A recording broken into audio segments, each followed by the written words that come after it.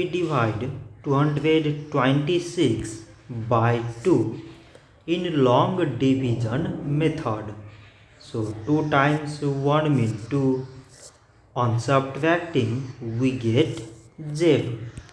So now we put down the number beside this 2 and we remove this 0. So 2 times 1 means 2. On subtracting we get 0.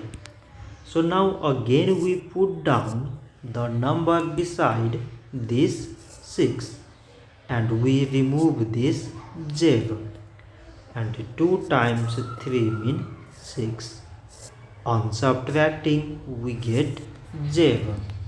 So 226 divided by 2 is 113.